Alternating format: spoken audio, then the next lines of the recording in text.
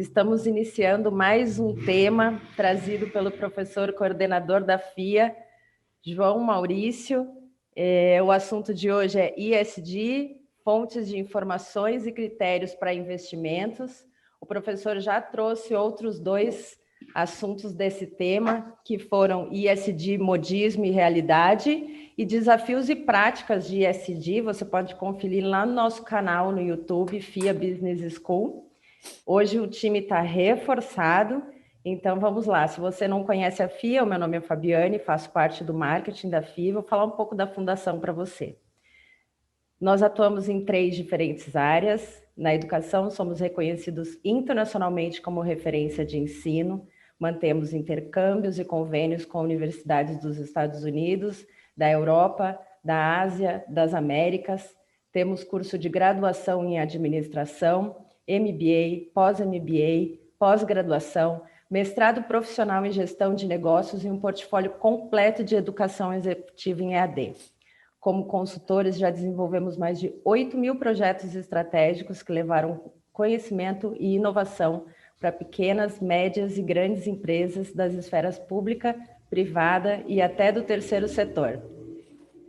Como pesquisadores, já desenvolvemos pesquisas como o ranking do varejo, índice de credibilidade da Black Friday, as empresas os lugares mais incríveis para se trabalhar em parceria com o UOL e empresas mais em parceria com o Estadão. Nós somos mais do que uma escola de negócios, nós somos graduação, pós-graduação, mestrado, MBA, consultoria, pesquisa, e isso faz a diferença. Você tem aí no seu controle, no painel de controle, um campo que chama Q&A. Utilize esse campo para fazer essa interação com os palestrantes, ok? Se tiver alguma pergunta, utilize o campo Q&A e deixe o chat somente para suas dúvidas e interações. Apresenta para a gente os palestrantes o professor João Maurício Boaventura, professor titular da FEA USP, coordenador da Rede Evolui do Programa Educacional Stakeholders e ESG da FIA, pesquisador reconhecido internacionalmente em gestão de stakeholders, editor-chefe da Revista Brasileira de Gestão de Negócios, coordenador do Grupo de Pesquisa Stakeholders and Network do CNPq, consultor de empresas na área de estratégia empresarial. Bom evento, até mais. Muito grato, Fabiane, por sua apresentação. Muito bom dia a todos. Vão, por favor, se acomodando aí, tá certo? Se alguém quiser ver uma visão mais privilegiada, eu posso dizer que tem alguns lugares aqui na frente, aqui, tá certo? Tem alguns lugares aqui na frente. Eu vou iniciar aqui fazendo uma apresentação dos nossos convidados, totalmente alinhados ao que é a proposta dessa sessão hoje. E começo, então, apresentando o Denísio Liberato. O Denísio é doutor em Economia pela Fundação Getúlio Vargas, diretor de participações da Previ, foi gerente executivo da diretoria de governança corporativa e atuou como economista e estrategista no Private Bank do Banco do Brasil. Teve passagens pelas diretorias internacional em São Paulo e de finanças em Brasília. Entre 2013 até 2015, cedido ao governo federal para atuar na Secretaria de Política Econômica do Ministério da Fazenda. Com certeza, alguém que pode falar com muitíssima propriedade a respeito de critérios de investimento em ESG. Não querendo fazer nenhum spoiler, mas nós sabemos que a atuação dos fundos institucionais, como é o caso da Previ, tem grande influência, tá certo, nas políticas no mercado financeiro. Então, ter uma visão de quem tem experiência nessa área nos ajuda muito a entender critérios e como, vamos dizer assim, esses investimentos em ESG são, vamos dizer assim, analisados. Temos também a participação do professor Eduardo Flores, doutor em Contabilidade e Controladoria pela FEA USP, membro do Conselho Consultivo da Fundação IFRS, em Londres, membro do Comitê de Pronunciamentos Contábeis do Brasil, professor do Departamento de Contabilidade e Ciências Atuariais da FEA-USP e do programa ISD, Stakeholders ISD da FIA. O professor Eduardo Flores tem seguramente um amplo conhecimento de sistemas de informações de documentos que são úteis para a análise de ISD. Não à toa, né, essa nossa sessão hoje está intitulada ISD, Critérios para Investimento e Fontes de Informação.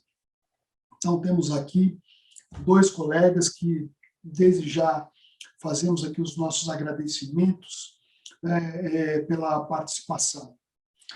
Depois apresento também o colega Edson Barbeiro, doutor em administração pela FEA-USP, membro do Conselho de Curadores da Fundação Escola de Comércio Álvares Penteado, FECAP, líder da área de estratégia empresarial de alguns dos mais importantes congressos acadêmicos no Brasil, coordenador do Centro de Empreendedorismo e professor do programa de mestrado na FECAP, professor do programa Stakeholders ISD nosso aqui da FIA e de outras escolas de negócio, consultor de empresas e estratégia empresarial.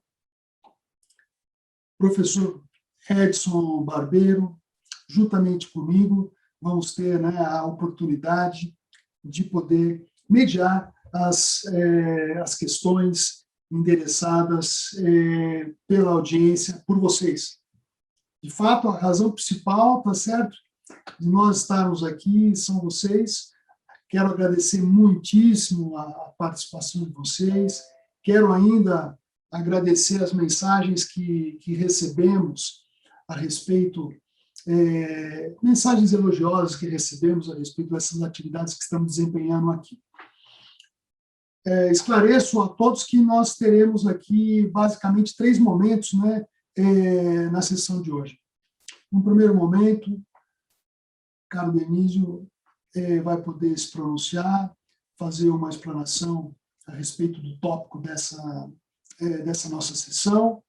Na sequência, o professor Eduardo vai, então, poder fazer também a sua exposição. Essa é a segunda etapa. E a terceira etapa, muitíssimo interessante, tá certo? É a sua participação, ou seja, envie as suas questões, as suas perguntas e vamos discutir esse importante assunto.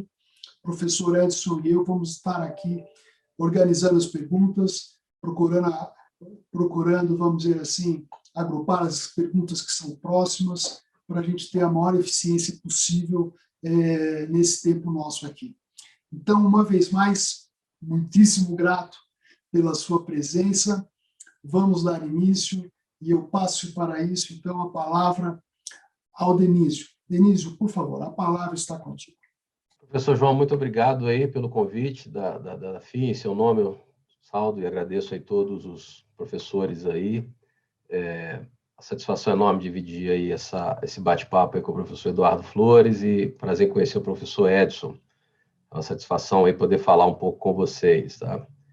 Eu já vou aqui subir a apresentação que eu preparei, só um minuto, e já explodir na tela aqui, já deve estar aparecendo para vocês aí.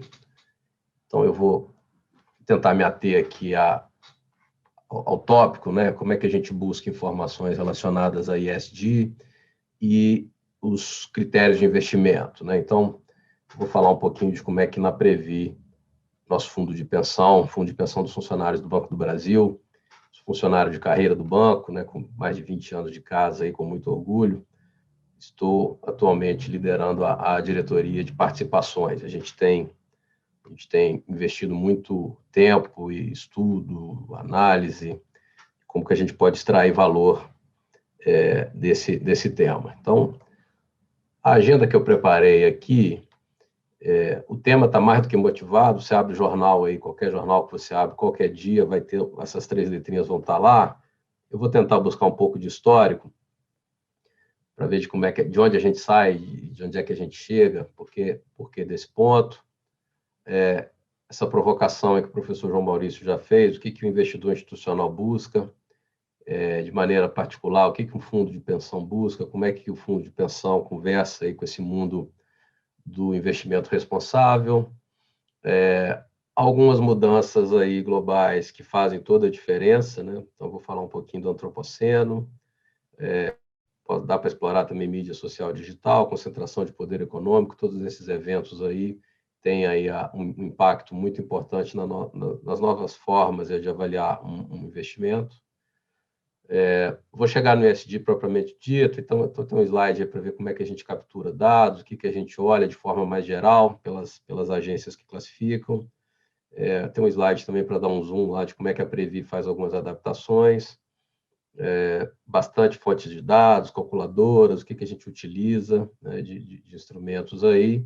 E, por fim, aí uma mensagem de como é que a gente se prepara para esse novo mundo que vem aí, essa nova forma de olhar, por exemplo, ativos financeiros.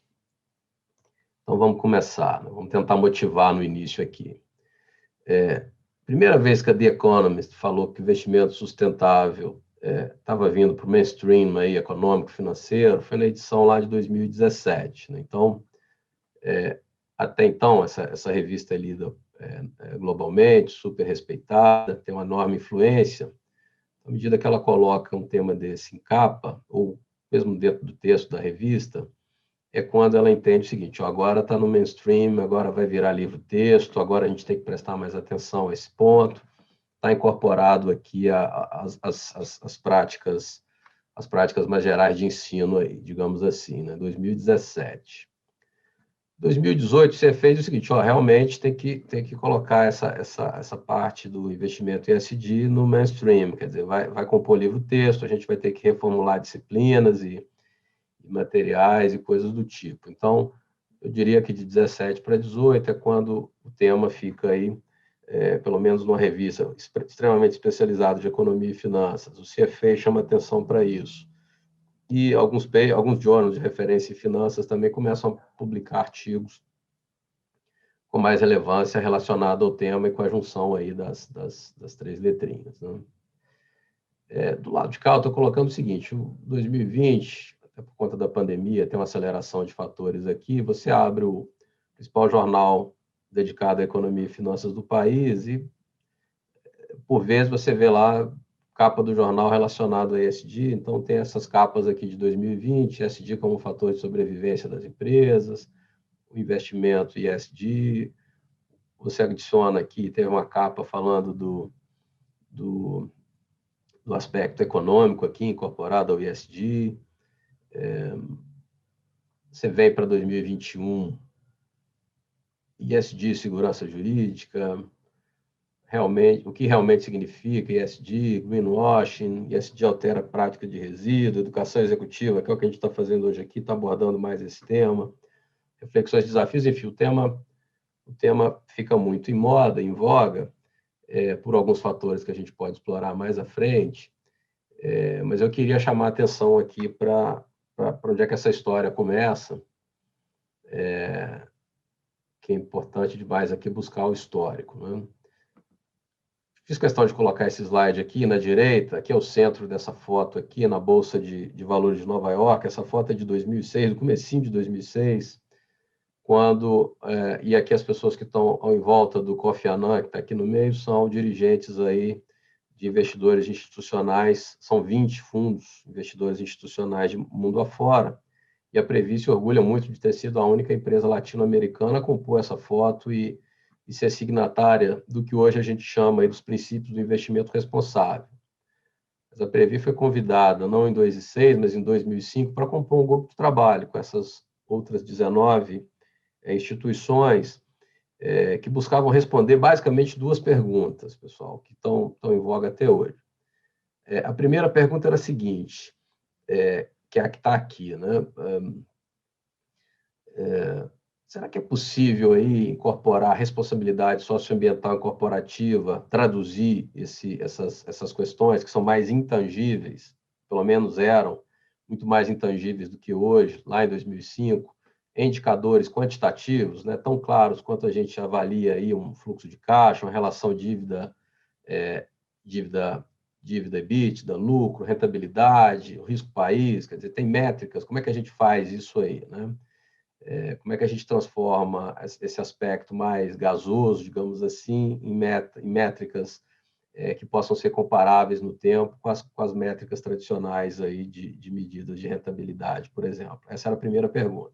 Então, esse grupo se debruçou sobre como é que poderia ser o caminho para começar a contabilizar e a medir esse tipo de coisa. E a pergunta decorrente, obviamente, a segunda derivada aqui é, ó, se você vai medir e você vai conseguir acompanhar no tempo, essas empresas que estão mais afetas ou têm mais responsabilidade socioambiental e corporativa, elas vão performar, vão te dar um retorno maior no longo prazo? Elas são vencedoras no mundo de retornos aí, né, controlado por diversas variáveis, elas têm retorno anormal, ou seja, controlado por diversos fatores, ela overperformam os outros portfólios. Se eu montar uma carteira com empresas que tenham boas métricas nesses quesitos, eu vou ter um retorno maior no longo prazo? Essa foi a segunda pergunta. E desde então, eu estou falando aqui de 2005, 2006, esses investidores institucionais que se debruçaram na redação desses princípios do investimento responsável, de lá para cá, esses princípios vêm sendo atualizados, aperfeiçoados, as métricas vêm sendo aperfeiçoadas de lá para cá, mas eu queria voltar no tempo, 2005 para 2006, que é quando isso já estava em voga, patrocinado aí pela Organização das Nações Unidas. Se a gente quiser voltar mais no tempo ainda, em 1970, há uma publicação de Friedman no New York Magazine, chamando a atenção, ou pelo menos tentando sintetizar, que o objetivo de uma companhia seria maximizar o valor para os acionistas, né? Isso é uma hipótese mais geral, e no artigo, quando você lê, tem lá as condições, como qualquer modelo econômico, né? Ele vale sob determinadas condições, hipóteses, premissas que estavam lá nesse artigo do Friedman. Uma importantíssima é você conseguiria esse resultado num mundo livre de externalidades, né? Então, como a gente sabe que a gente está muito longe de um mundo livre de externalidades, aí eu já chamo a atenção para esse gráfico que eu já transformei aqui, já mudei a página, que seria a última fase, que a gente chama de antropoceno, a grande aceleração da atividade humana.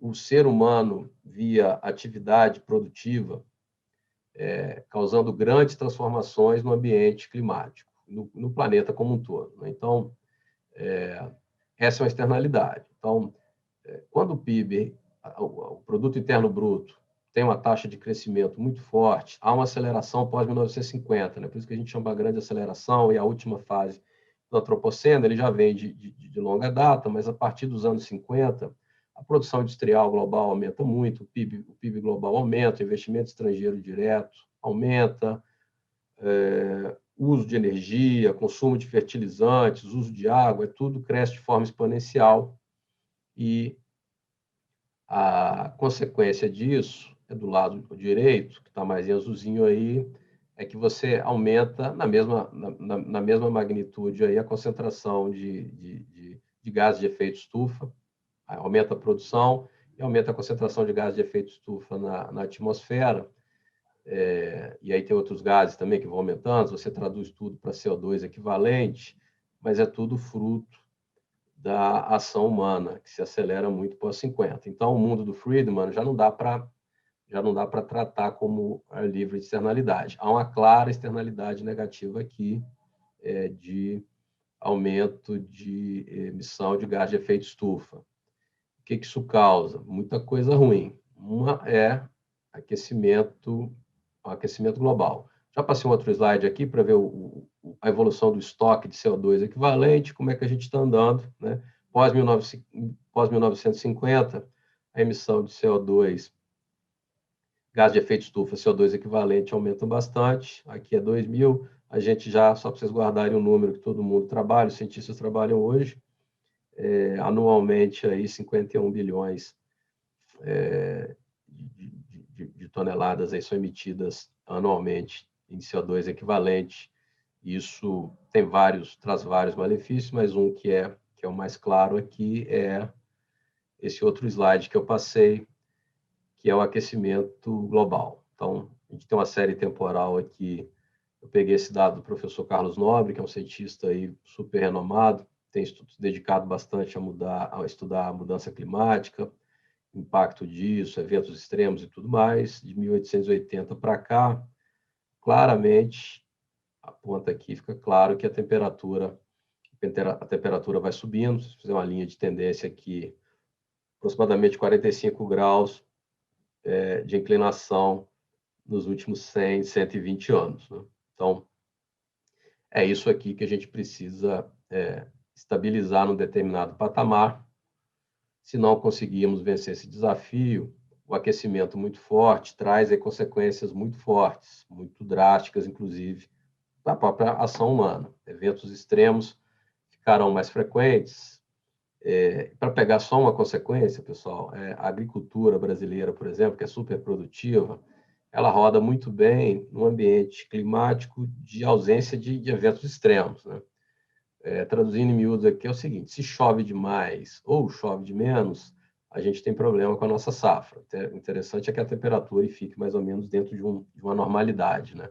Os eventos extremos atrapalham a produção agrícola. Se a gente tem um evento extremo agudo de crise hídrica, de seca, né, fica muito tempo sem chover, a boa parte da nossa matriz de geração de energia é calcada aí na geração hidrelétrica, que depende das represas, depende de chuva. Né?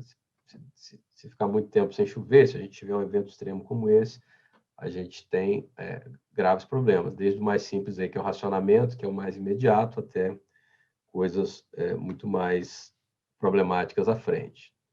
Então, eu começo em Friedman, né? Vou lá atrás, vai maximizar valor, se não tiver externalidade. Quando ele escreveu o artigo dele, lá para trás, não estava tão claro o aquecimento global assim. Esse gráfico aqui do antropoceno, né? Ele escreveu esse crescimento exponencial dessas diversas variáveis, isso não estava tão claro, é totalmente factível entender como é que ele estava otimizando o mundo dele lá. Como é que a gente está hoje? Pô, vamos otimizar, vamos maximizar, mas vamos maximizar valor para demais stakeholders, que não são os acionistas, porque pode ser um tiro no pé se você não prestar atenção ao aquecimento global, ao impacto disso na sociedade, ao impacto disso nas comunidades. Se a sua própria atividade produtiva é uma atividade produtiva que aumenta o problema, né, danosa ao problema, você tem que otimizar agora com outras restrições. Né? Você tem que olhar para o seu acionista, sim, e o próprio acionista consciente, que é o que eu estou chamando a atenção para os fundos de pensão, que lá atrás começaram a discutir esse ponto, em 2006, 2005,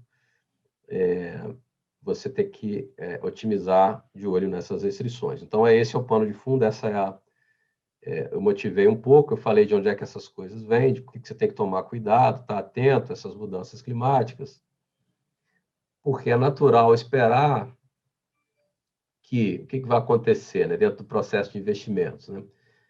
As empresas aí anualmente apresentam lá o seu orçamento de capital, vão falar, pô, eu preciso investir X bilhões para o ano seguinte, vou investir aqui, vou investir ali, vou renovar tal planta, vou aumentar o contingente pessoal na matriz tal, eu vou inovar aqui, vou trazer uma atualização tecnológica para minha fábrica dizer e tudo mais. Né? Mas como é que está o mundo agora, pessoal? E os investidores mais atentos? Eles estão financiando o CAPEX na literatura mais financeira, na literatura mais econômica, que é a formação bruta de capital fixo, quer dizer, meu investimento fixo em capital. Eu vou tentar fazer o investimento de tal forma que eu consiga mudar a minha matriz hoje, que é claramente suja, pelo gráfico do antropoceno ali de trás, para uma matriz limpa.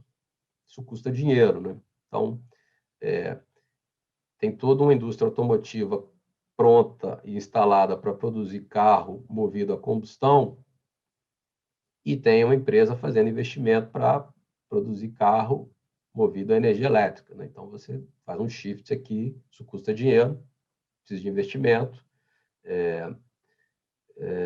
e os investidores estão muito atentos a como é que a gente faz essa transição. Essa transição de uma matriz suja para uma matriz limpa, traduzindo no economês aqui, é de que forma a gente internaliza essas externalidades negativas, que é a poluição de um rio, de um lago, essa emissão muito forte de CO2 aí, como é que a gente incorpora isso nos preços, né? A externalidade negativa, a dificuldade é essa, como é que você incorpora? Se tem alguém poluindo o rio, esse rio atrapalha todo mundo, né? Se o poluidor fosse o único agente que fosse afetado negativamente por sua poluição, ok, a gente sabe que não é assim a vida, a externalidade é isso, né? Você faz uma ação, ela pode ser positiva, por exemplo, externalidade de rede, quando todo mundo começa a usar o Waze, é bom porque todo mundo usa, todo mundo se dá bem, a externalidade positiva, a externalidade de rede. Mas a negativa é isso, alguém emite muito barulho, muito barulho, por exemplo, atrapalha a vizinhança, a externalidade negativa, poluição do ar, dos lagos e tudo mais, isso tem que ir para preço, né? Esse é o grande desafio dos economistas, como é que você vai para preço? Isso pode ir via taxação global, pode ser mercado de crédito de carbono, mas os investidores têm que estar atentos ao seguinte, ó, quem conseguir fazer essa transição da suja para limpa, eu quero estar antenado nessas empresas, eu quero estar investido nessas empresas. Faço a transição ou de maneira até mais forte, aquelas que vão se dar bem nesse mundo aqui, de uma transição de uma matriz suja, daqueles gráficos lá do antropoceno, para uma matriz limpa, porque a gente sabe que, se isso não for revertido ou freado, a gente tem sérios problemas aí nas próximas décadas. Né? Aí eu estou falando aqui de décadas. Alguém pode falar assim, pô, você está falando de décadas, Denise. Isso aí, então, não se preocupe com isso agora, isso é um problema para gerações futuras. E aí que está o grande ponto. Né? Aqui a gente está numa escola de finanças, o valuation aí é ponto core aí das disciplinas que a gente estuda num curso de finanças.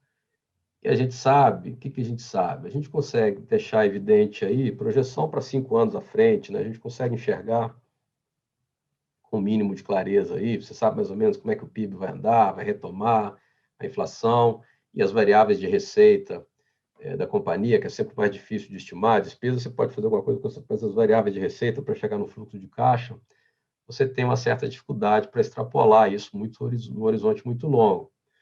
De tal forma que você estica ali uma perpetuidade, né? E sabe também, que é o que está escrito aqui, que a maior parte do valor de uma companhia está no longuíssimo prazo, está na perpetuidade. E se o que a gente está escrevendo aqui, está discutindo, vendo, e se esses gráficos aqui fazem sentido, o que a gente está vendo hoje não tem tanto sentido extrapolar. Né? O mundo vai ser diferente, ou melhor, ele precisa ser diferente, não teremos problemas. Se isso é verdade, vão ocorrer aqui grandes alterações nos modelos de negócio das companhias que já começam agora.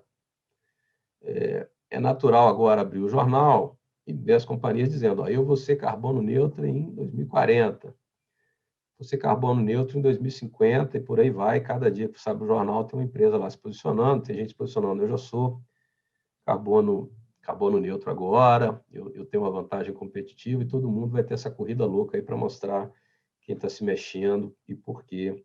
2050 é como se fosse uma linha aí terminal, né? Todo mundo quer chegar por ali, bem posicionado, mostrando serviço, que é como se fosse um turning point, né? A partir dali, se a gente não conseguir minimamente mudar um pouco da inclinação trajetória, teremos problemas, né? E para chegar lá em 2050, minimamente adequada a tudo que a gente disse, as empresas precisam investir bastante agora e mudar muita coisa, muita forma de produzir agora os modelos de negócios. Voltando aqui para aspectos até então muito intangíveis. Né?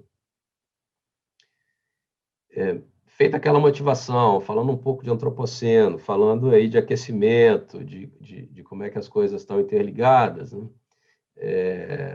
Faz sentido você olhar não só as métricas tradicionais aí de economia e de finanças, né?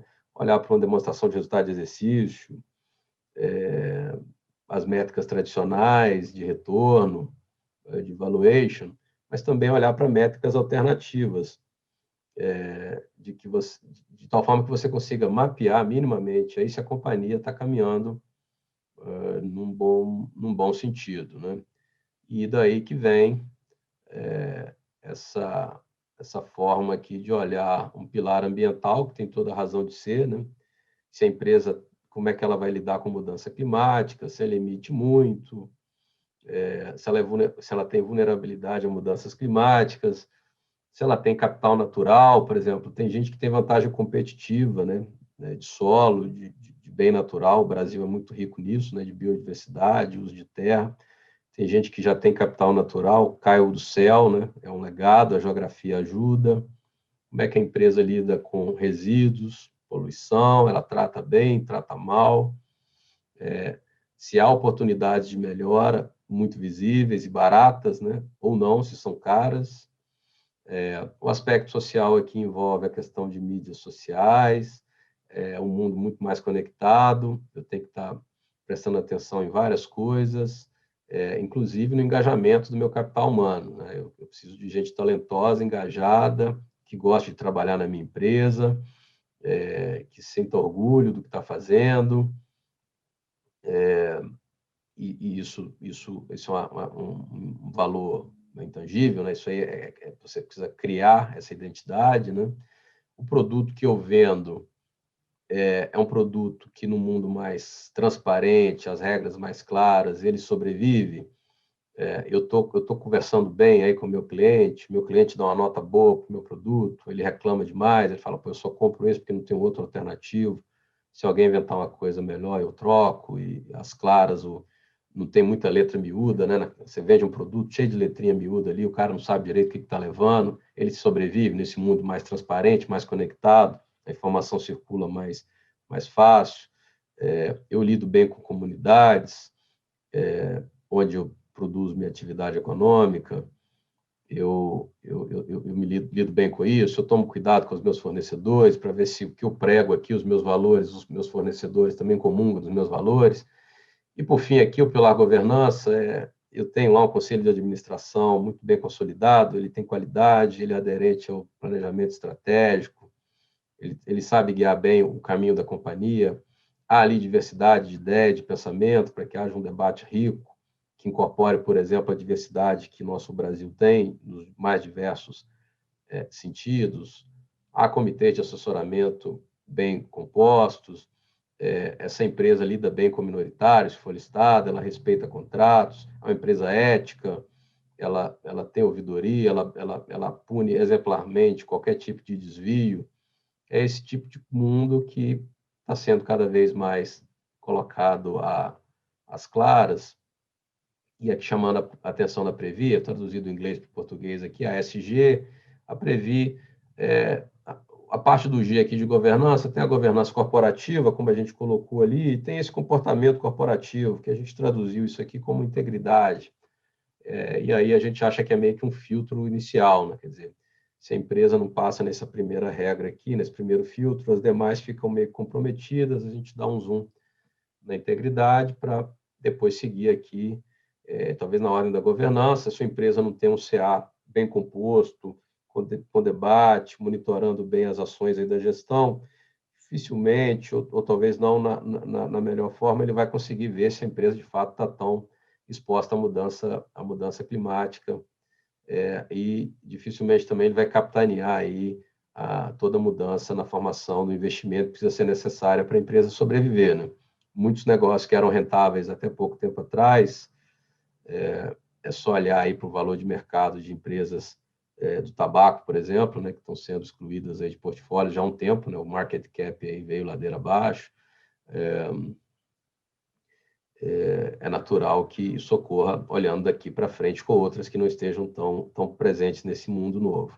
E o aspecto social é esse aqui, né? Muita gente, vocês sabem bem, tem muita empresa de investimento aqui que o principal indicador para acionar a remuneração variável, que é outro ponto importante de ficar de olho, é se a satisfação do cliente, né, se o NPS do cliente está num determinado patamar, um piso mínimo ali para você acionar a remuneração variável, quer dizer, tamanha importância do cliente estar satisfeito com o produto que está levando.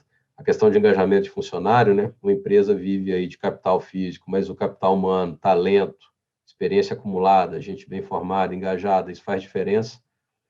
Esse é outro intangível aí que precisa ser bem colocado. É assim na Previ que a gente olha para esse tipo de coisa. Já caminhando para o final, onde que a gente olha a base de dados, pessoal? Aí eu estou dando um spoiler de Bloomberg aqui. A Bloomberg tem várias funções lá.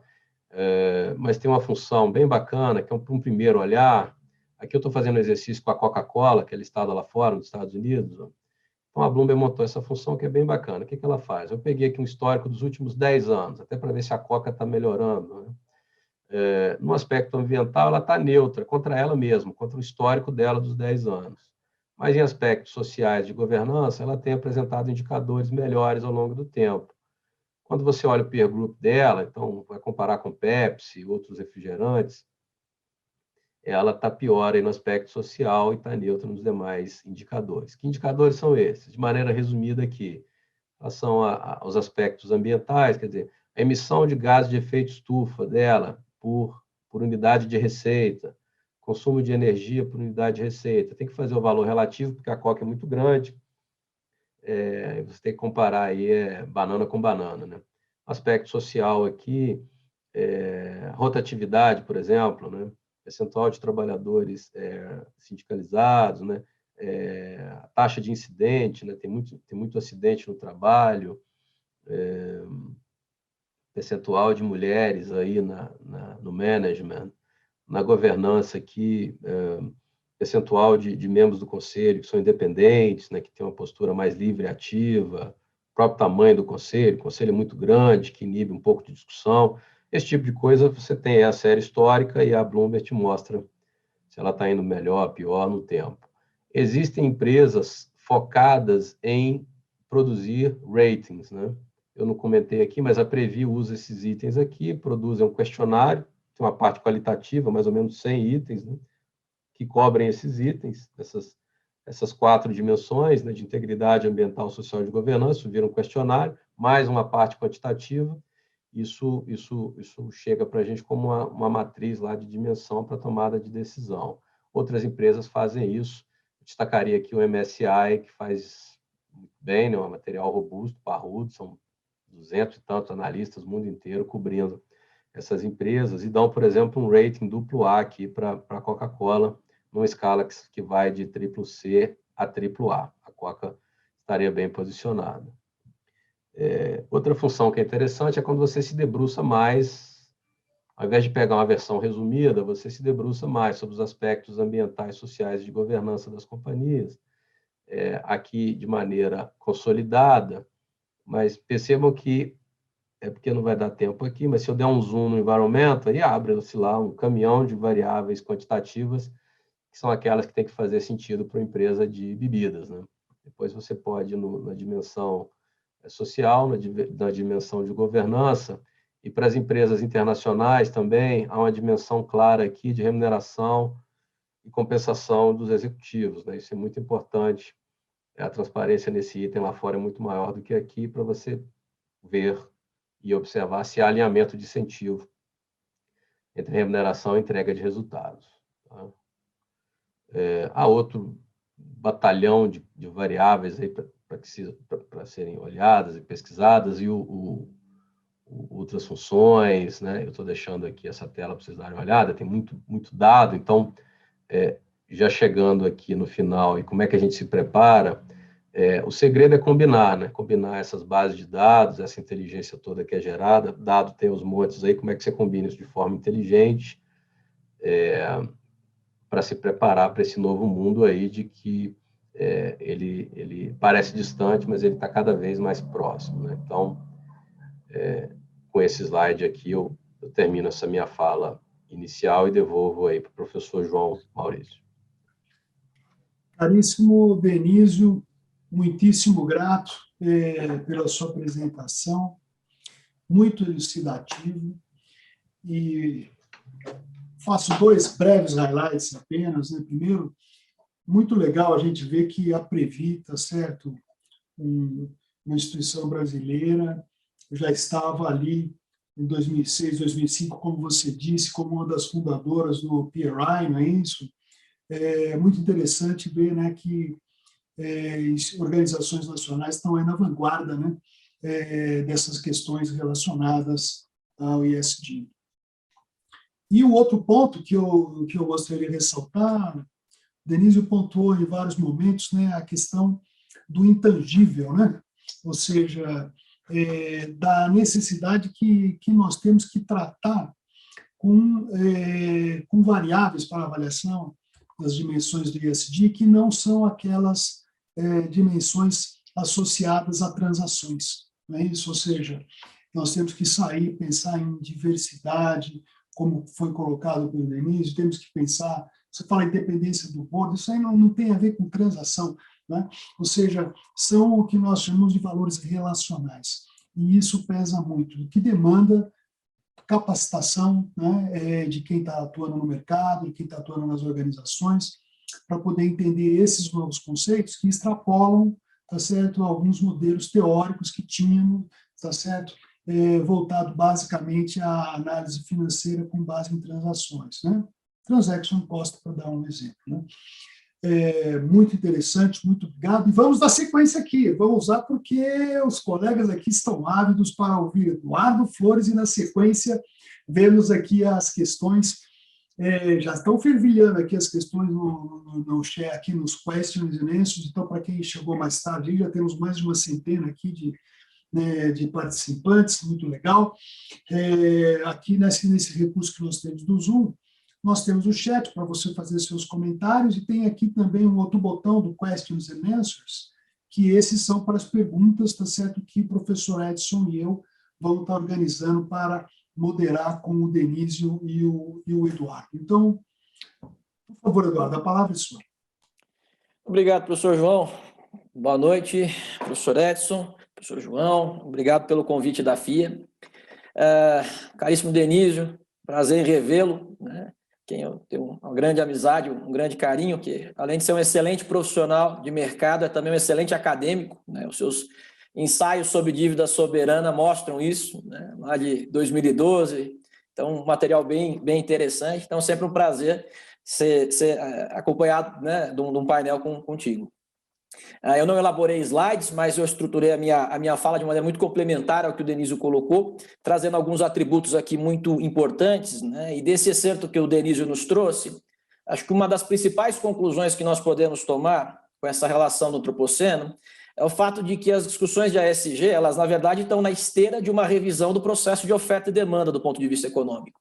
Então, antes de mais nada, a gente está revisando modelos de negócios, ou deveríamos estar revisando modelos de negócios, revisando o processo produtivo e revisando o processo de consumo. É disso que a gente está tratando, né? E o processo de análise financeira para fins da composição de portfólio, para fins da seleção de investimentos, ele tem um papel fundamental dentro dessa perspectiva, especialmente porque a gente corre dois riscos quando conduz uma análise financeira muito sucinta, né? O Denísio vem de uma casa que é um investidor institucional e, por conseguinte, é um analista que faz análise fundamentalista, né? Ele está acostumado a tentar transformar atributos qualitativos em quantitativos e transformar isso em parâmetros para decidir. Só que não necessariamente assim outros modelos de investimento, né? Investidor é gênero numa espécie. A gente tem um investidor fundamentalista, institucional, que compra o papel e vai viver 20 anos com aquela ação, uma perspectiva de longo prazo, porque o rendimento daquele ativo vai ser utilizado para pagar os benefícios dos pensionistas, né? Esse é um elemento. Você vai ter, por exemplo, um investidor que entra às 10 da manhã comprando uma ação e às 3 da tarde ele vai embora. Então, quando a gente fala de investidor e tipos de análise, a gente tem um aspecto muito importante que é o seguinte: qual a sua tese de investimento? O que você está mirando para fins de tese de investimento? Isso é um aspecto absolutamente importante, porque se eu não tenho isso muito esclarecido, né, eu vou navegar no mar sem mapa. Então, esse é um atributo fundamental. As próprias demonstrações contábeis, que talvez sejam os documentos corporativos, relatórios financeiros mais tradicionais, trazem desafios de interpretação e análise que alguns passam ao largo, porque se quer, olha, vão preferir o press release. Vão pegar o press release da empresa, um relatório de administração sucinto, em 15, 20 minutos vão dar uma determinação. Você está de um lado de buy side ou sell side? O que você... Então, isso não tem bom ou ruim. Acho que é uma questão até de identificação. Porque sob a crise de identidade do analista ou do investidor, né, há uma certa confusão muito grande a respeito desses elementos que nos trazem aí de chegar a uma consequência, chegar à conclusão de invisto ou não invisto nessa empresa. Então, Talvez os relatórios de sustentabilidade tenham uma sopa de letrinhas, né? Mas todos, no final das contas, caminham para o lugar comum, que é você revelar de uma forma mais clara o modelo de negócios da empresa, revelar de uma maneira mais objetiva como é que aquela empresa monetiza suas atividades, avaliar quais são os múltiplos capitais que aquela empresa depende para gerar suas atividades, e que isso, de fato, não está contemplado nos relatórios financeiros tradicionais. Como é que a empresa gera esses capitais, como é que ela produz o que faz, como é que ela desenvolve seus serviços ou produtos, e como é que ela pretende perenizar aquilo. Então, trazendo bem para um campo contábil, né, sustentabilidade do ponto de vista contábil é continuidade. Quando eu emito um relatório financeiro de uma empresa, em condições de continuidade, eu estou dizendo que ela é sustentável. Qual que é o problema de você olhar só para os relatórios financeiros? O capital registrado no balanço patrimonial, ele é a medida unidade monetária hoje. E os relatórios de sustentabilidade, muitas vezes, eles nos dão informações pré-financeiras. Então, traduzindo, um exemplo bastante claro de modelo de negócio. Se eu tenho uma consultoria, por exemplo, uma empresa que depende de pessoas, que depende dos seus colaboradores, para que ela continue desenvolvendo os seus serviços e atendendo os seus clientes, isso não está no balanço patrimonial. Correto? Só que isso é tão vital para a manutenção da continuidade da empresa, tal como o próprio capital que lá está alocado e virou instalações e virou outros ativos imobilizados. Esse é um ponto muito importante e a gente vai ver isso, como é que as demonstrações contábeis hoje elas não são suficientes para você fazer uma análise de médio e longo prazo para investimentos ASG, quando você olha, por exemplo, para a linha do tempo. Né? Se a gente olha para o mercado norte-americano de capitais, no começo do século XX, quais eram as principais companhias de capital aberto? Ferrovias, mineradoras, começo da indústria automobilística, ou seja, todas as empresas de capitalização contínua, todas as empresas cujo modelo de negócio estava representado no balanço patrimonial por meio de ativo imobilizado. Quando a gente olha hoje, quais são as maiores empresas de capital aberto? Amazon, Facebook, Apple, Google. Os principais ativos dessas empresas não estão no balanço, mas estão no valor de mercado. Então, a diferença do book to market, do valor contábil para o valor de mercado, ela passa a ser maior a partir do momento que os ativos intangíveis também são mais expressivos e não são compreendidos, não são respectivamente contabilizados, porque eles são considerados como de geração interna. Só que tem também uma necessidade de uma discussão mais amadurecida aqui, que é a seguinte: do mesmo jeito que eu tenho um ativo intangível, eu tenho um passivo intangível. Correto? E o que a gente tem visto, né, muitas vezes é querer só dar um lado do balanço, o que vai fazer com que haja uma superavaliação do meu patrimônio econômico, social e ambiental. Isso é um elemento fundamental, a gente tem que ter essa compreensão. Um outro atributo muito relevante da análise financeira, contemplando elementos pré-financeiros de relatório de sustentabilidade, mais especificamente métricas ASG, é eu evitar dois riscos. Primeiro, o risco do greenwashing, que é o que a gente tem visto, né, discutido e tem saído várias matérias, que é a empresa dizer que ela faz algo que de fato ela não faz. Um exemplo já contextualizado a maneira como isso tem sido processado no mercado. Pega um relatório de sustentabilidade, lá tem informações que me dão a entender que a empresa e os seus colaboradores são praticamente uma grande família. Se dão bem, que a empresa promove várias dinâmicas e várias oportunidades para o desenvolvimento. Perfeito. Quando eu cruzo isso com a demonstração contábil, e Data Analytics é muito importante com isso, né, eu descubro que essa empresa tem 2 vezes mais a média, ou ela está no 3º quartil, por exemplo, de autuações trabalhistas ou eventualmente processos trabalhistas. Então, alguma coisa não está batendo nessa história, porque o passivo contábil de autuações trabalhistas ou até mesmo de provisões trabalhistas é muito maior do que o segmento. E a foto que existe no relatório de sustentabilidade não é congruente com aquilo que está sendo dito no relatório. Um outro exemplo, né? Eu aqui faço toda uma dimensão de mudança de clima e digo no meu relatório de sustentabilidade que eu tenho atributos muito fortes de preservação do meio ambiente e eu tenho uma autuação altíssima, por exemplo, de órgãos de proteção do meio ambiente no meu balanço. Então, esse cruzamento é um teste de estresse, um teste até de coerência, né, para que a gente possa ter ali um peso sobre aquilo que está sendo feito. Só que qual que é o grande elemento? Então, sim, a gente, de certa forma, consegue mitigar um pouco desse risco de greenwashing fazendo essa triangulação de informações. Um outro risco que a gente corre quando nós não fazemos essa análise contemplando elementos de ESG e ficamos muito às recomendações, é o risco de se acreditar que sustentável são só as ações que estão no meu portfólio. né? Que esse é talvez que seja até menos discutido. Então, eu vou lá e pego algum conteúdo, alguma coisa de mercado, ou alguma coisa patrocinada, e aquilo lá, as empresas mais sustentáveis, né? De acordo com qual critério, de acordo com qual parâmetro. Isso é fundamental, né? Porque do mesmo jeito que você tem o greenwash de um lado, você tem também uma certa propensão, vamos dizer assim, para que se diga que aquilo que é sustentável é o que está no determinada carteira, o resto não é, né? Então, esses são elementos muito, muito relevantes. Por isso que os relatórios de sustentabilidade têm que ser auditados, né? Os organismos internacionais, como o IAASB, o IFAC, né, que a Federação Internacional de Contadores, que produz as normas de auditoria, tem progredido para isso. Então, acho esses elementos fundamentais dentro dessa história. Com uma certa recorrência, eu escuto por parte de alguns agentes de mercado, que como é que eu transformo informação de um relatório de sustentabilidade numa informação paramétrica para tomar uma decisão? Será que os indicadores eles são vilões ou eles são salvadores, né? Acho que um exemplo muito interessante é mostrar o seguinte: nós sempre tivemos esse tipo de discussão, inclusive com demonstração financeira, que nós já auditamos e produzimos há mais de 100 anos. Quando você pega uma nota explicativa, correto, que fala, eu tenho participação societária na empresa A, B, C ou D. Como é que essa informação é traduzida em parâmetro para fins de alocação de recursos?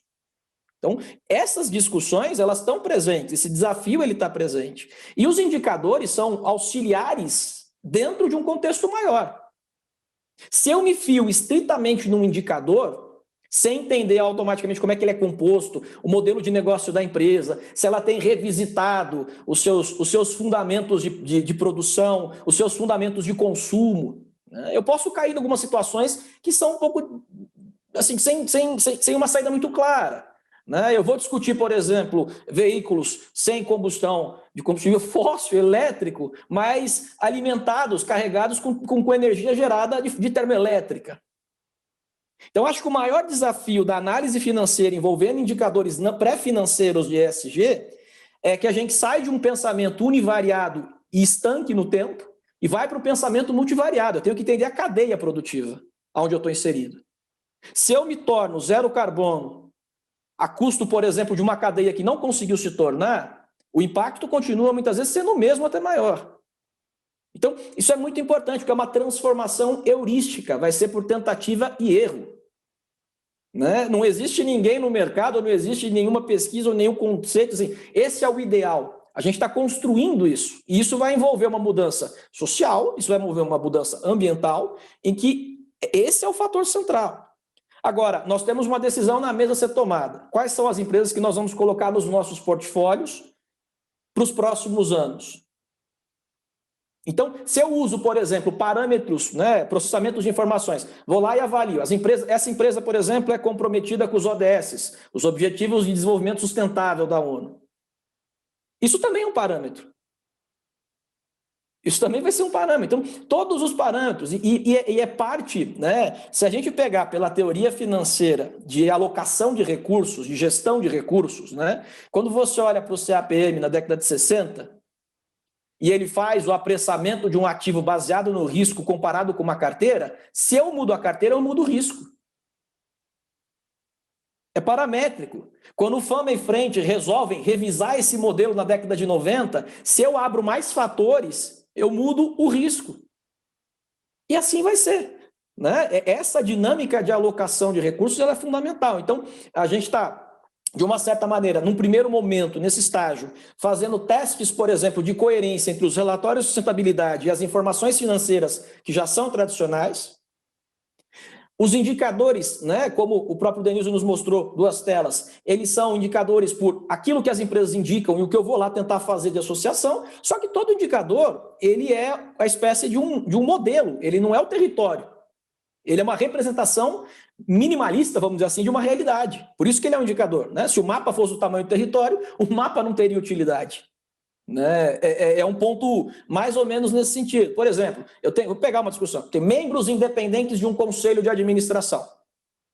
Como é que eu defino independência? Né? A independência é um atributo absoluto. Se eu pego, por exemplo, na estatística, a independência de 2 variáveis, elas nunca se cruzarem, nunca se tangenciarem em nenhum momento, em qualquer, de mais infinito a menos infinito. Esse é um conceito de independência estatística. Como é que dentro de uma relação social eu consigo assegurar que é independente? Porque esse indivíduo não trabalha hoje na empresa, mas ele pode ter trabalhado na empresa no passado. Mas ele não trabalhou, ele pode trabalhar numa controlada. Então, essas são sempre proxies, isso é muito importante a gente pensar, são sempre aproximações, né? E por heurística, por tentativa e erro. Né? Então, um pouco disso que a gente tem dentro dos desafios atuais de integrar nas análises financeiras informações pré-financeiras é muito parecido com o que nós já tínhamos na análise fundamentalista, correto? É suscetível a juízo de valor, porque o analista vai ter que, em algum momento, fazer a sua interpretação daquele contexto. E dentro desse processo como um todo, talvez a única coisa determinística que a gente pode dizer é não compete terceirizar isso para ninguém. Você vai ter que, como investidor, você vai ter que, como analista, exercer o seu trabalho, entender o modelo que faz mais sentido, né, para você, sob dois riscos. Sob o risco, por exemplo, de colocar na carteira empresas que eu não deveria, né, ou não colocar as que eu deveria, quer seja por vários atributos que apareçam. Então, esse é um pouco dos desafios que nós temos visto, né? E as áreas que se relacionam aqui são finanças tradicionais, o entendimento de novos modelos de negócio na ótica da ESG, né? E também Data Analytics, porque o processamento, muitas vezes, de informações, a gente tem uma área em ciência da computação, né, dentro de processamento, que é processamento de linguagem natural. Eu pego um relatório, por exemplo, absolutamente escrito, né, para fins absolutamente naturais, vou tentar transformar aquilo numa... Qual é a mensagem que ele passa? Mensagem positiva, negativa, neutra? Então, a gente tem tem chamado gerenciamento de impressão, né? Gerenciamento de impressão. Se dá lucro, nossa. Se deu prejuízo, né? Ausenta-se o plural. Então, o que eu estou querendo dizer, pessoal, no final das contas, é que toda essa discussão é uma discussão em construção. Né? Isso é muito importante. Professor João, isso é uma síntese do que eu trouxe, eu queria deixar aberto para as perguntas. Perfeito.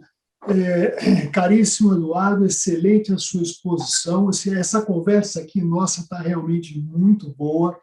E eu faço só aí uma conexão. O Denísio estava falando lá da importância do intangível. Você, tá certo, pegou, vamos assim, e tocou nesse ponto. Você mostrou como que aí na evolução do século passado, aí o valor de mercado superou, não é, o valor patrimonial das empresas, e isso em função justamente desse intangível. Agora, o que a gente pode ainda colocar é o seguinte, que percebeu-se nitidamente que o intangível aumentou. Só que, como você mesmo disse, o intangível não está explicado lá no balanço, não é isso? E o que é que vai explicar esse intangível? São justamente, tá certo, esses indicadores, essas métricas não financeiras, não é isso? E que muitas delas pegam essa questão de valores das empresas, das organizações, dos diversos stakeholders, não é? E nesse campo, vamos dizer assim, é que o ESG, tá certo, avança. E aí eu ainda coloco mais aqui para os colegas que vão fazer as perguntas, que é o seguinte, não é? Ninguém tá... Que o valor de mercado ultrapassou o patrimonial, não há dúvida. Mas, como o mercado não é perfeito, o preço de valor do mercado também não é perfeito. O mercado também não precifica perfeitamente esses ativos. Então, aquele que tem mais consistência na sua capacidade de avaliação desses aspectos, tá certo, que não são financeiros, que estão nos relatórios de sustentabilidade, que estão nos relatos integrados, que estão nas informações da imprensa e outras, não é isso? É que vai ter melhor capacidade, tá certo, de avaliar a sustentabilidade das organizações. Então, isso realmente precisamos de capacitação, né? E fica aqui o meu viés, porque nós estamos aqui na FIA, somos preocupados com capacitação. Então, é muito legal, não é isso? Vamos, então, avançar aqui, né, para as nossas perguntas. Eu já comunico o pessoal que nós temos um planejamento para até as 19h30, então nós, nessa terceira parte da nossa discussão, vamos para as questões, e eu vou começar aqui com a pergunta aqui do Márcio Lário, ou Lario, me perdão, Márcio, eu falei errado o seu nome, E o Márcio ele está com uma preocupação do seguinte, ele está preocupado com empresas de capital fechado. Nós estamos vendo aí, tá certo, tem muita informação a respeito de empresas de capital aberto, né? Financeiras principalmente, não é? Porque elas são, né, obrigadas a fazer o disclosure dos seus dados financeiros, mas acontece que, tirando, vamos dizer assim, o mercado financeiro, o mercado de capitais, onde investe basicamente em organizações que estão listadas, o investimento não é só nisso. Né? O investimento também demanda, tá certo, entender empresas que, puxa vida, basta dizer as startups, tá certo? Quer dizer, até a startup passar pelo IPO, não é isso? Tem gente que está interessado nisso e querendo saber esses aspectos. Então, a pergunta dele é, bom, tem informações para isso? Né? Ou seja, como vocês avaliam isso? Isso pode ser avaliado e que tipo de dica nós podemos dar de informações? Então, eu passo primeiramente para o Denísio, na sequência para o Eduardo, né, isso, e eu sei que a gente poderia até alongar aqui essas questões, mas para dar chance da gente ter, como é que chama, que outros também façam perguntas, vamos ver aqui o quanto objetivo e rápido conseguimos. Muito grato. Por favor, passa a palavra ao Denísio.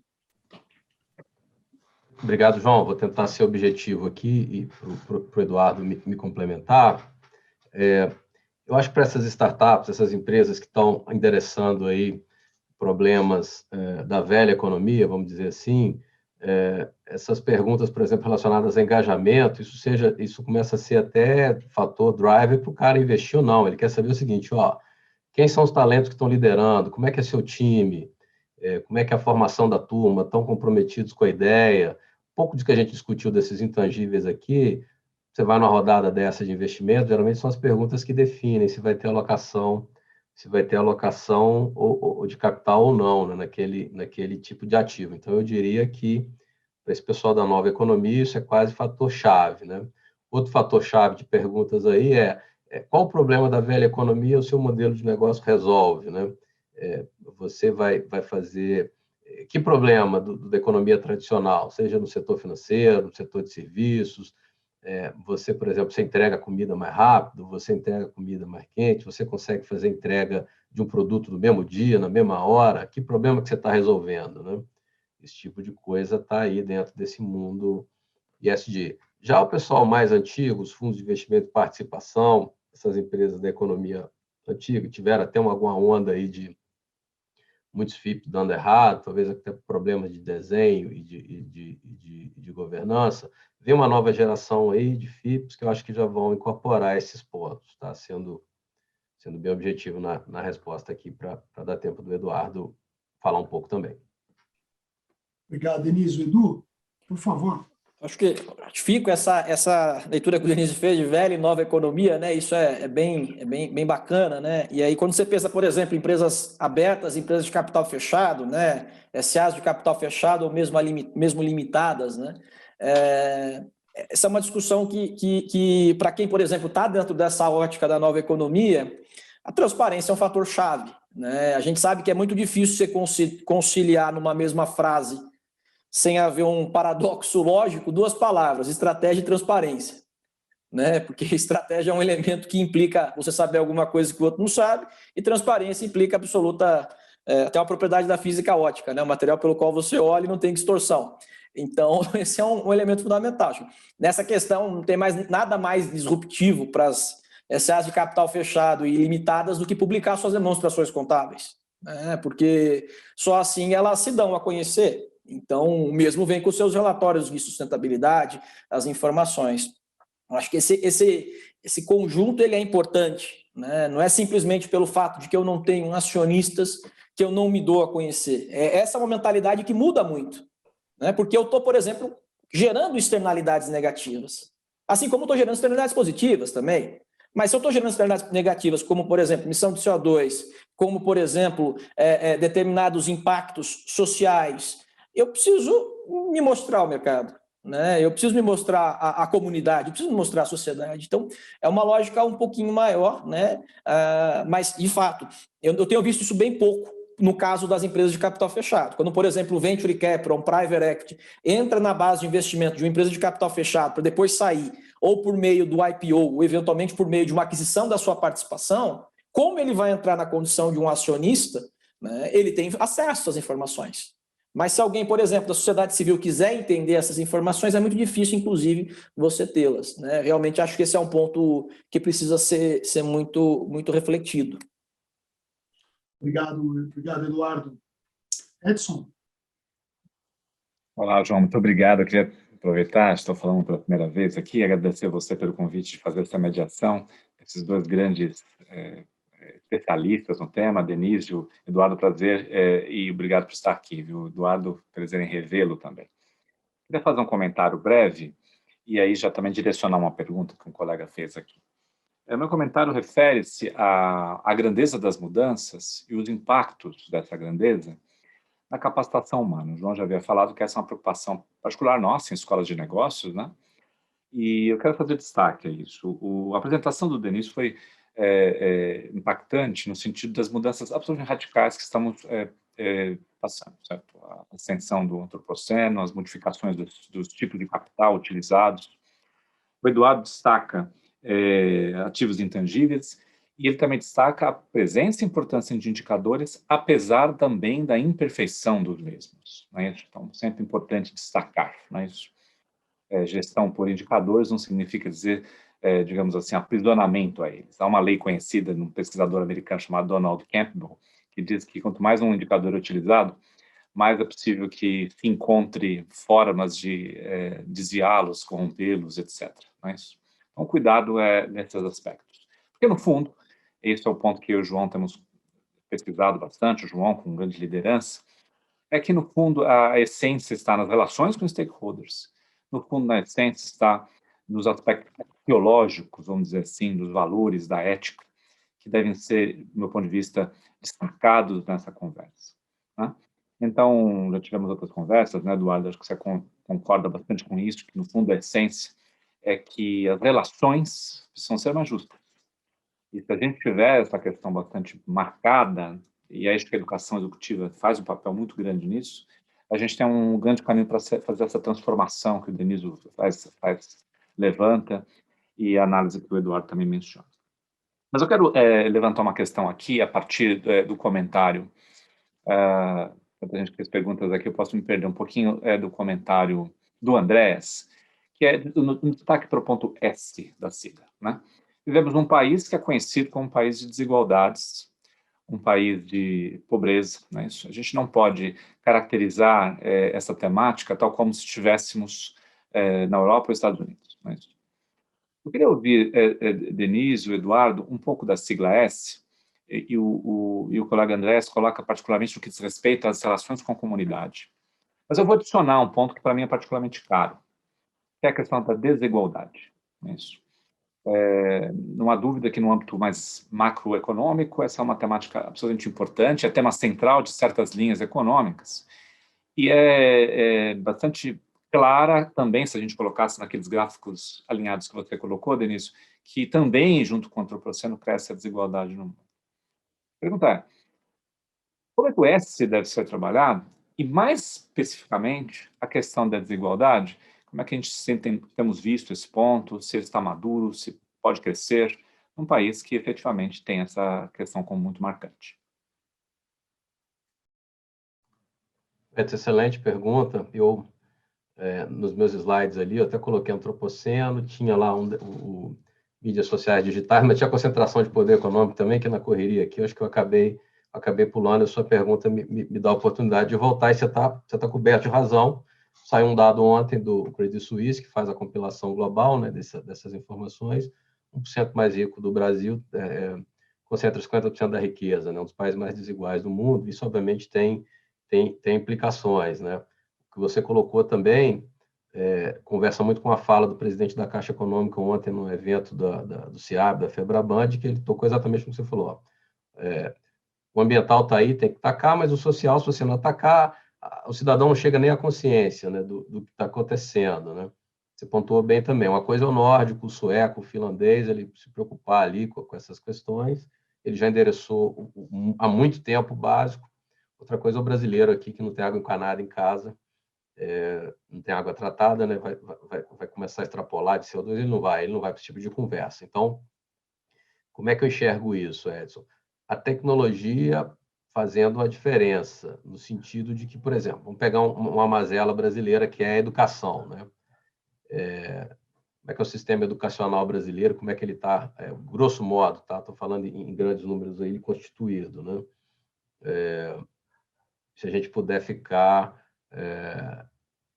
em grandes números, as classes mais altas, elas conseguem pagar uma boa educação de qualidade do ciclo inicial infantil até ali a conclusão do antigo segundo grau. Isso custa dinheiro, tem um valor alto, né? Caro, pouca gente consegue acessar as escolas de fronteira e, com esse background acumulado, eles conseguem prestar vestibulares nas melhores escolas, essas aí, na sua maioria, federais, gratuitas, e há uma inversão aí de valores, quer dizer, a parte do ensino superior gratuito para uma elite aí que tem uma conta bancária mais abastada, né? Esse é um ponto, né?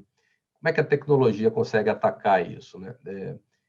Tem muito investimento focado em novas formas de ensinar, de tal forma que você consiga ensinar melhor a um custo muito mais baixo, né? Tem muita gente captando muito dinheiro aí, fazendo com que o custo marginal da educação, que hoje é muito caro, né? Você vai pagar um bom colégio é muito caro, isso convirja com um valor muito baixo, até convirja de tal forma que eu consiga cobrar um pouco de uma maior quantidade, que eu consiga fazer uma parte disso aí de forma gratuita. Essa é uma frente de inovação e de expansão que esse mundo ESG tem trazido.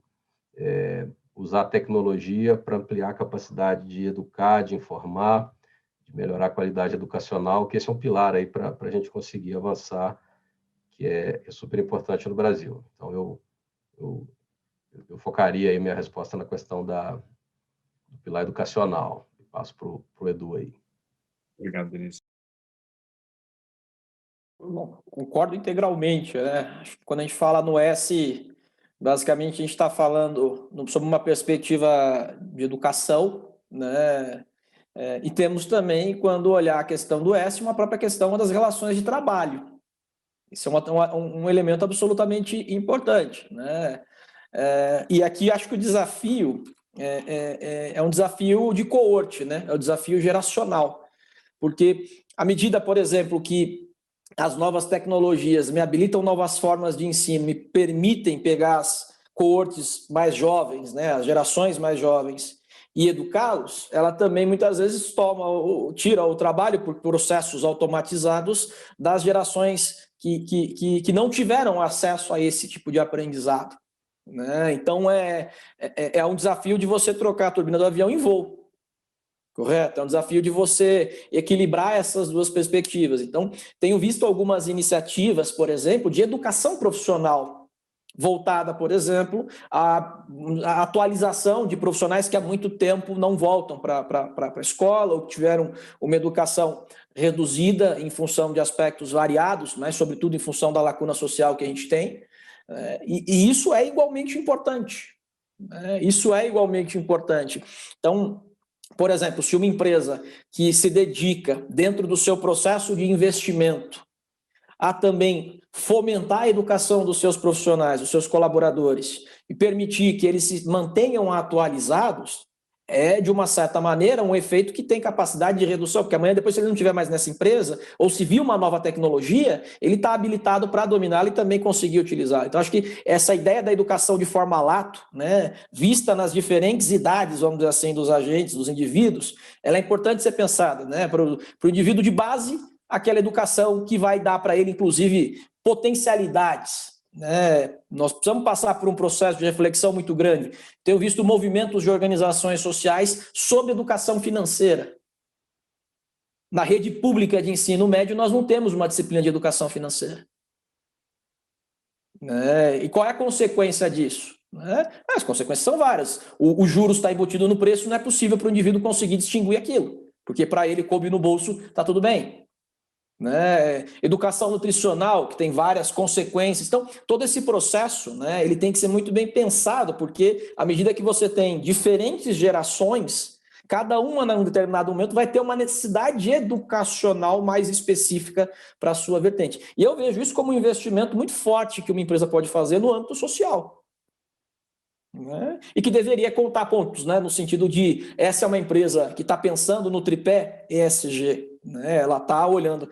Então, é tal como, por exemplo, obra de infraestrutura para determinadas gestões políticas. Como ninguém vê, às vezes não sai do papel. Né? Então, esse é um elemento fundamental da gente colocar em consideração. Eu não posso concordar mais com o Denise do que o aspecto educacional sendo essencial para tudo. Só pegando um gancho, Edu, na sua fala aí, você tocou de educação financeira, vários produtos do sistema financeiro deixam de existir se todo mundo tiver educação financeira a partir de um determinado patamar, né? Então, tem produtos aí que vão sumir do mapa. Se a pessoa entender um pouquinho de matemática financeira, ela não vai comprar determinado tipo de produto. Então, esse é um exemplo, né? A menos que ela goste de loteria, né? Exatamente. Se ela confiar muito na sorte dela, né? Muito bem, muito grato, Denísio. Eduardo, vamos continuar aqui com as nossas perguntas, que cada vez chega uma pergunta melhor que a outra aqui, né? E dessa vez eu vou abordar aqui uma pergunta elaborada pela Daniela Fontana. Ela continua no S, né? Ela diz assim, né? Relatório de sustentabilidade, como comunicação para stakeholders, e o stakeholders, ele efetivamente é aquele S do SD. Se você pensar de uma forma mais ampla, não só nos stakeholders primários, como nos stakeholders secundários, a sociedade como um todo, o S do ESG é um S de stakeholders, né? E aí, vamos dizer assim, a preocupação em como fazer essas avaliações. Partindo para o campo, tá certo, dos medidores, das métricas. Então, a Daniela Fontana fala, é importante entender os termos materiais do negócio, né? E aí nós conhecemos, né, esse conceito de materialidade, nós temos lá, por exemplo, no GRI, tá certo, a matriz de materialidade, a preocupação em se saber se aquilo que a empresa está criando de valor, efetivamente é valor para os stakeholders daquela empresa, né? E aí a pergunta dela, tá certo, é justamente no sentido de como que operacionalmente isso pode ser avaliado nas empresas, que sugestões, não é, que Denísio e Eduardo têm para esse tipo de análise. Então eu passo a palavra para o Denísio. O S aí tem, começando com os funcionários, né? O Edu já comentou aí a questão de rotatividade, de passivo trabalhista, né? Então, começando por aí, se a empresa fala, pô, eu sou o melhor lugar para trabalhar, sai na capa de uma revista aí e está provisionando muita grana, mesmo pós-reforma da legislação trabalhista, o que ele falou, tem alguma coisa errada, né? Outro ponto interessante é o seguinte, pô, tô oferecendo bastante treinamento para os meus funcionários se depararem com todas as mudanças e transformações que vêm adiante. Então, percentual alocado de treinamento dividido por faturamento, receita.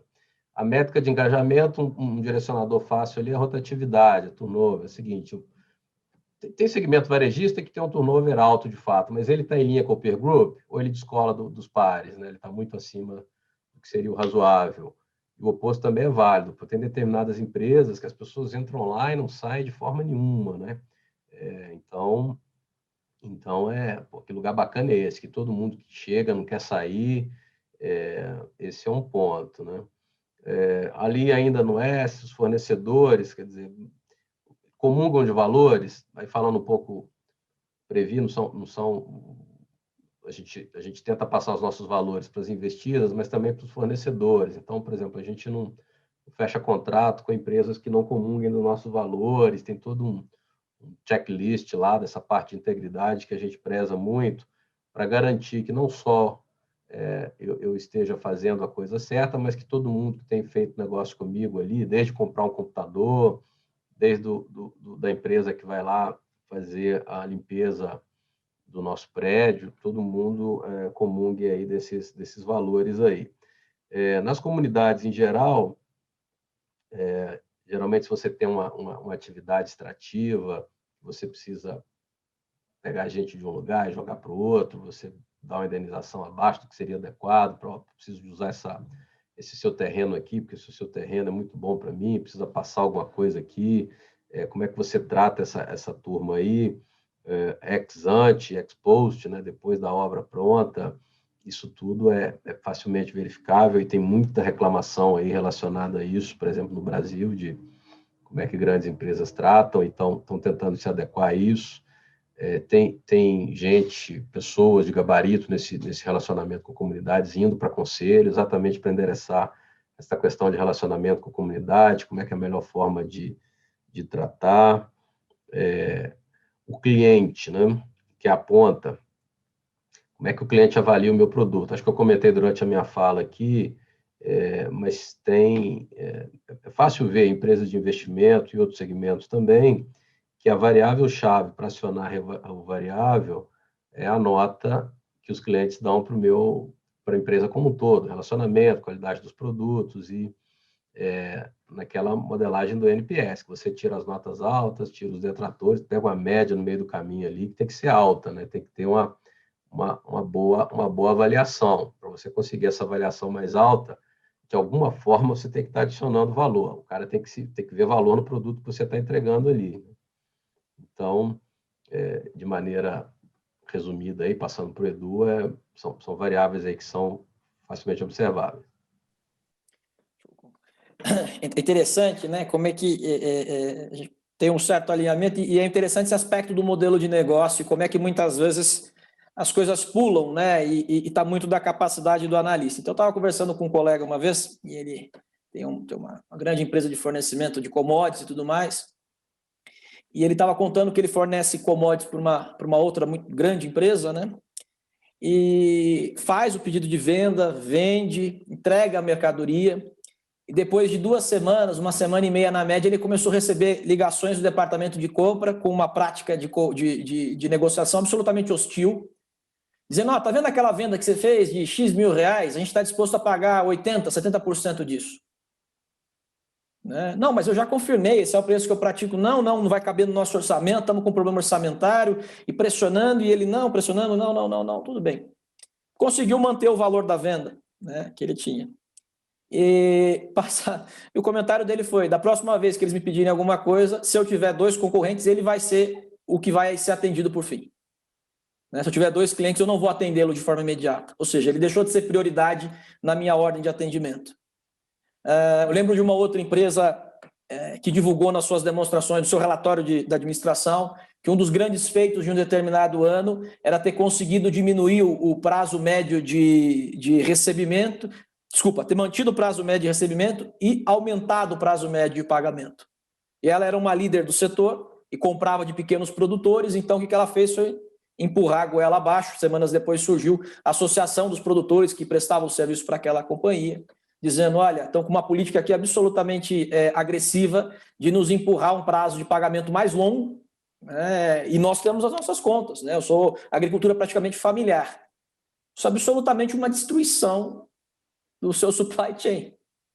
Né? Ou seja, isso não vai pegar, por exemplo, nos indicadores. Amanhã depois você vai ter falta de matéria-prima, vai ser muitas vezes chamada como ausência ou restrições no setor produtivo, né? Aquela matéria-prima não vem, mas no final das contas foi a própria escolha que você teve.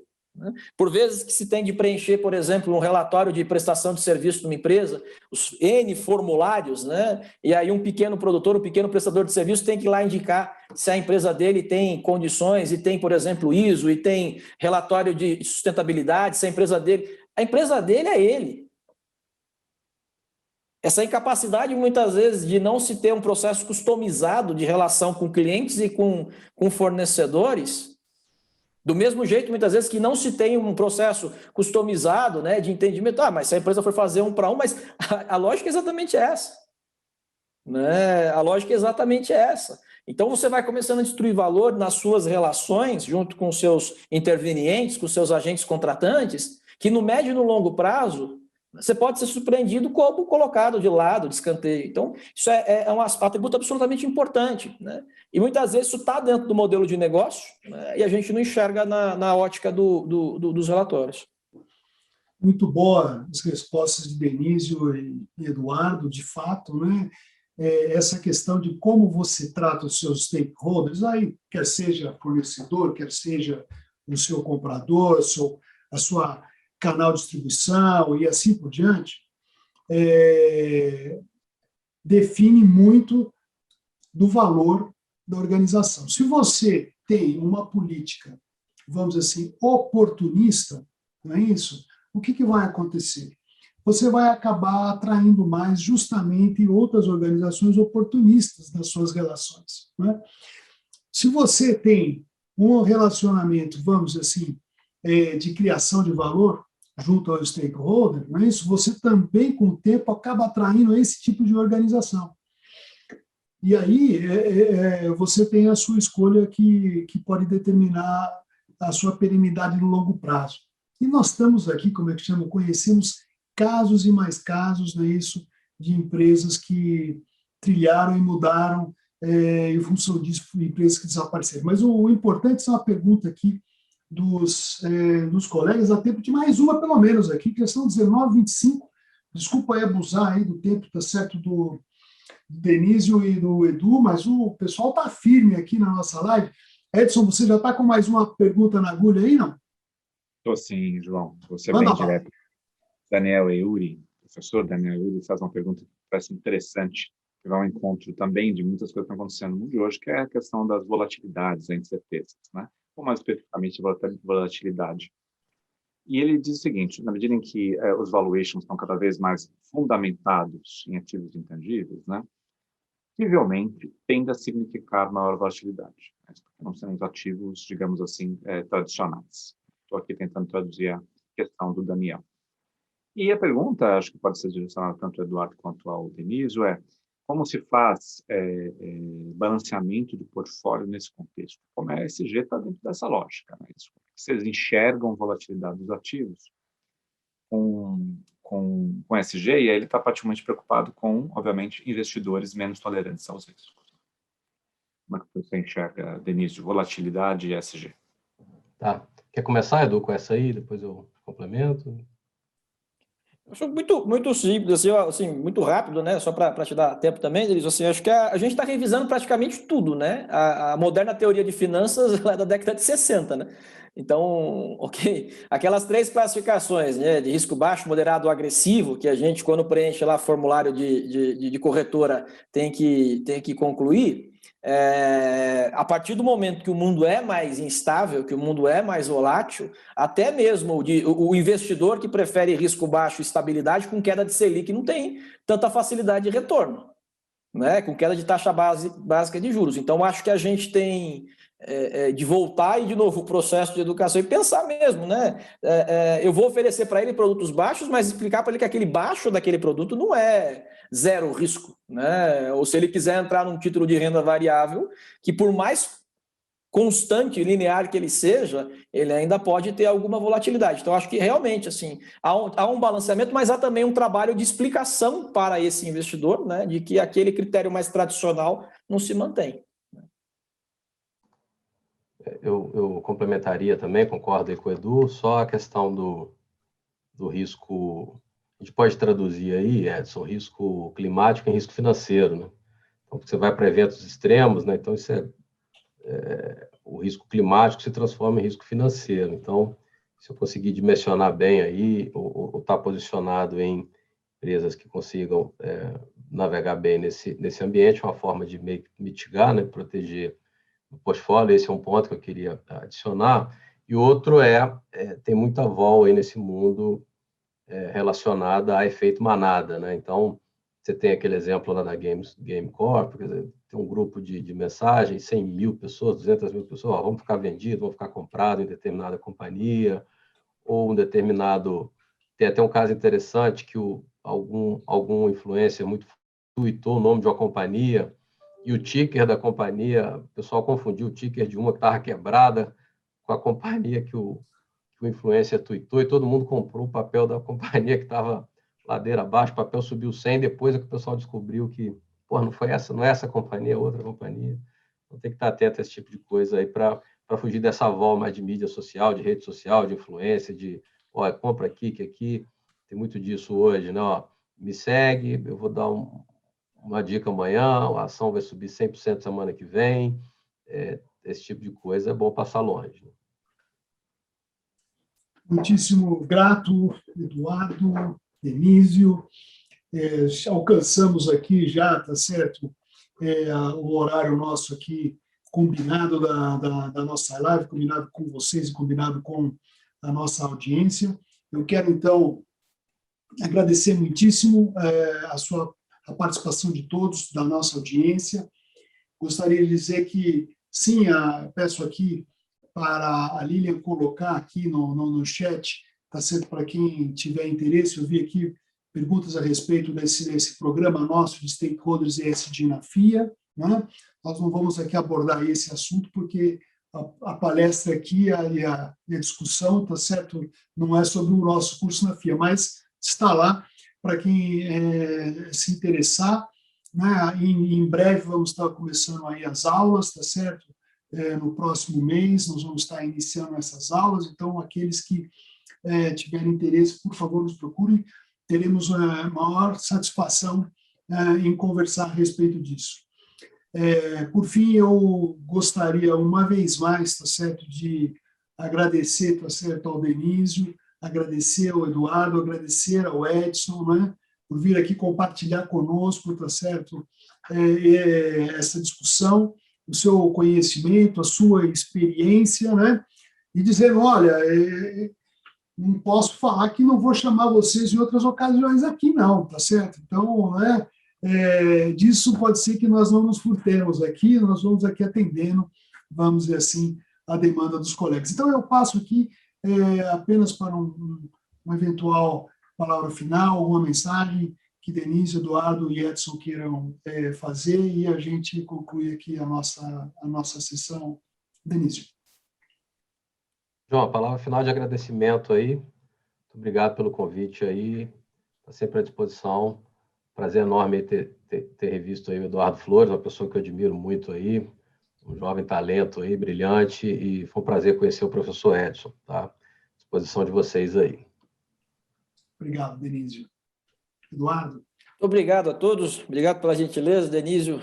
É prazer rever o João, o Edson, todo mundo, e obrigado pela oportunidade. Obrigado, Eduardo. Edson? Também agradecido, muito aprendizado hoje, aprendi muito com você, Denise, você mais uma vez, Eduardo. Parabéns pela condução e pelo curso, pelo programa aí, para liderar a temática de ESG Stakeholders aí na FIA. João, muito obrigado. Muito obrigado, Edson. Lembrando a todos que sim, essa live será gravada e todos vocês que se inscreveram aqui, tá certo, para esse evento, vão receber no e-mail de vocês as informações dessa live. Um bom trabalho a todos. Uma grande satisfação tê-los aqui conosco. Ok, pessoal, muito obrigado. Valeu, Tchau, um abraço aí.